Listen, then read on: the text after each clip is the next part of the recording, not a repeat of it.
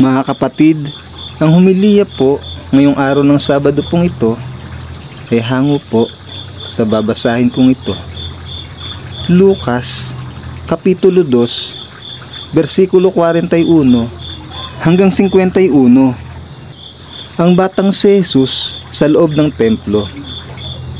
Taon-taon, tuwing pista ng Paskwa, ang mga magulang ni Jesus ay pumupunta sa Jerusalem.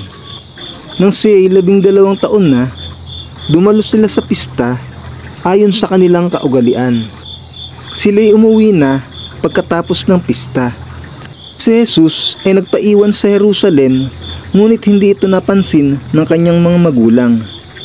Maghapon na silang nakapaglakbay na inaakalang kasama nila ang bata, ngunit napansin nilang wala pala siya. Siya ay hinanap nila sa kanilang mga kamag-anak at mga kakilala, ngunit hindi nila natagpuan si Jesus. Kaya't bumalik sila sa Jerusalem upang doon maghanap. Pagkalipas ng 3 araw, si Jesus ay natagpuan nila sa loob ng templo. Siya ay nakaupong kasama ng mga guro.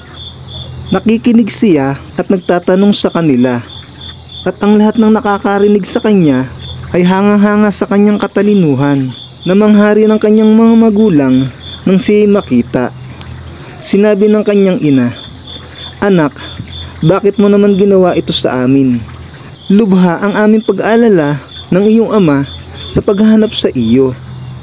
Sumagot si Jesus, "Bakit po ninyo ako hinahanap? Hindi po ba ninyo alam na ako'y dapat mamalagi sa bahay ng aking ama?" Ngunit hindi nila naunawaan ang pananalitang ito. Siya'y sumama sa kanila pauwi sa Nazaret, at siya'y naging masunurin sa kanila. Ang lahat ng bagay na ito ay iningatan ng kanyang ina sa kanyang puso. Patuloy na lumaki si Jesus. Lumawak ang kanyang karunungan at lalong naging kalugod-lugod sa Diyos at sa mga tao. Ang mabuting balita ng Panginoon. Pinupuri ka namin, Panginoong Hesukristo.